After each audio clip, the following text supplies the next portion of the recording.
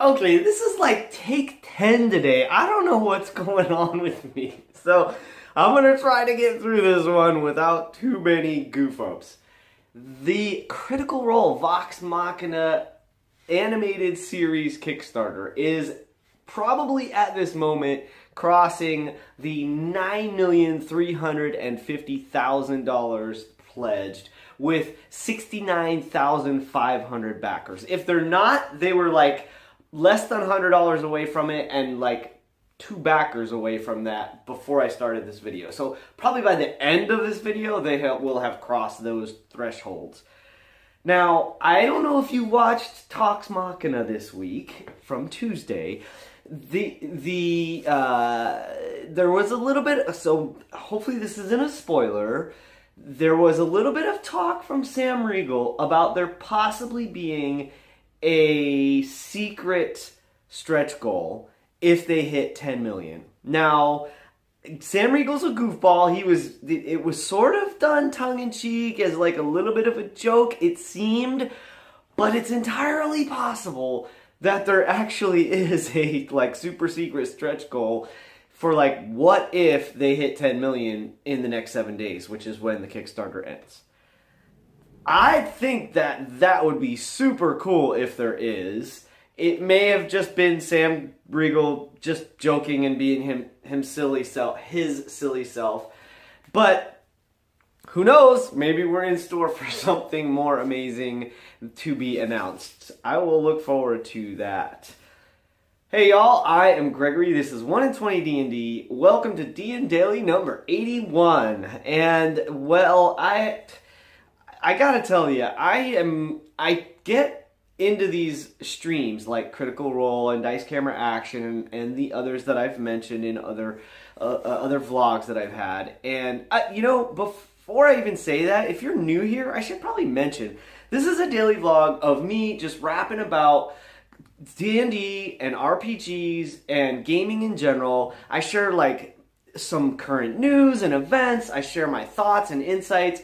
Hopefully some tips, tricks, and such to help your gaming become a better game experience, as well as, keep you sort of abreast of some of the things that I'm aware of in my world of watching and evolving and participating on some level in this evolving, changing, amazing experience of seeing this explosion of the fandom of RPGs. So, hey, if that's something you dig or you want to hear about, by all means, please stay tuned and subscribe, which I pointed the wrong way. I think the subscribe link is right there. It's a little icon that says 1 in 20. Anyhow, so I want to talk today really quickly about like how I sort of get into these riffs where I'll be like for Critical Role. Once I got caught up with Critical Role, which took me a while, I actually didn't start watching Critical Role from the very beginning. They were like 30 or some odd, at least 30, I want to say, episodes in. Actually, it may have been way more than that. It took me a while to catch up to the Critical Role podcast. Not the podcast, the live Twitch cast. It took me like literally weeks and months to catch up. In fact, I think it was at one point, I was pretty much like a year behind, which was kind of funny because they're like, oh, on Halloween, and it's like the week before Halloween, but they were like a year later or something, which was kind of funny. So what I did, though, was this. I did 2 things. One is I just listened to it. While I was doing whatever, driving in the car or doing my work or doing my chores, mowing the lawn, whatever it was, I would just listen to it. I wasn't watching it as much for the whole first season. I would, if something happened and I thought I needed to see it, I might pull it out and take a peek. But mostly I was almost engaging with it as if it was a podcast. And by the way, they do have it in podcast version if that's something you're interested in. But chances are, since you're watching me here on YouTube, that's probably more your thing. So now they have it available on Twitch. If you're a subscriber, you can watch it live. You can watch it live. You can watch the VOD on Twitch if you're a subscriber. And then it comes out on YouTube as well, which is awesome. So It's out there, easy to consume, easy to check out. But there's so many other streamed games that I'm just like digging all of them. I am thrilled to watch and listen to lots of them. I mentioned a lot of them on here. And one that I haven't really given much lip service to, but I think is phenomenal, is Acquisitions Inc. And specifically Acquisitions Inc. the C Team. Now, Ac Inc. is awesome, but that's like an annual thing where they only play on occasion, where they play like 1 or maybe 2 games in the year, and that's with like Binwin and Viari and all these crazy awesome characters, like Patrick Rothfuss, one of my favorite authors, possibly my favorite author, is one of the members of that game group, and Christopher Perkins runs the game. Now this is how I got introduced. I started watching Acquisitions Incorporated, and then in searching for that, I found other stuff, such as Critical Role and so forth. So Acquisitions Inc. C Team started a while later. Jerry Holkins, who plays Omen Drawn, he started running the C Team, which is the Acquisitions Inc. label, but they're not the Ac Inc. like primary group, right? But it's a really fun D&D game.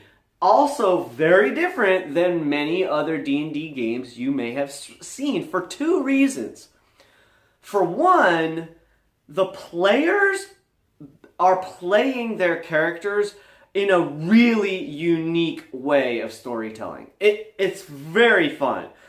And I don't want to give too much away if you haven't seen them, but I just want to say it's unique. The way they portray their characters, whether they're doing something intentional or unintentional, it's fascinating. And they have a strange and corny and quirky dynamic, which makes it interesting. Same thing for Jerry Holkins, the DM, who again, his character is Omen Drawn in the Ac Inc. main games. He's also he runs this D&D game, and by the way, also is one of the bigwiegs in a Penny Arcade, if you're familiar with their online comics and so forth. So Ac Inc. is a very different game. Very different. The way Jerry tells the story as DM, the way he links everything together and flows. And they also do some fun stuff on their streams with like bits, and so you can the players can sort of earn bonuses during the stream from the people watching. So it's like this audience engagement kind of thing. So it's a really cool stream. I mostly watch it on YouTube, not Twitch, but I gotta say I really enjoy it, and it's a nice alternative to lots of the other styles of play that are out there that you can watch on the internet, on YouTube or Twitch. So I want to segue this into 2 quick things. First and foremost is that I'm trying to catch up on the C Team because I'm way behind that. That's a side note. So first I want to say I'm stoked because next week on Monday I'm actually going to play in a one-shot with One Crit Wonder, who is a awesome guy that I've been wanting to get together with and play a game on his stream at some point. So I'm super stoked that's finally going to be able to happen. I will give you more information about that when we get there. I am pretty positive this is going to be a streamed game. So I will let you know for sure.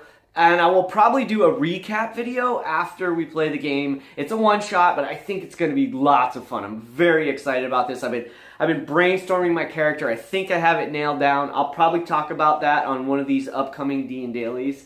That's number 1. Number 2, another reason I brought up Ac Inc. and how they're sort of different from a lot of other games that I've seen is this.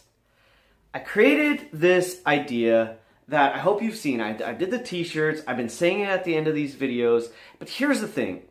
The reason I came up... So I say, it's your game, play your way. And this is really, really deeply important to me in my heart. And it sort of sums up my philosophy about gaming. I've just been really confused, y'all. I keep hearing all this stuff where people are fighting and they're talking about gatekeepers and there's all this weird stuff that happens.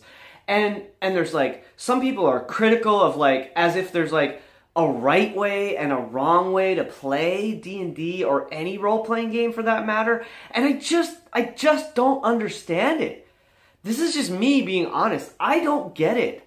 That's never been the way I've thought of D&D in any shape or form.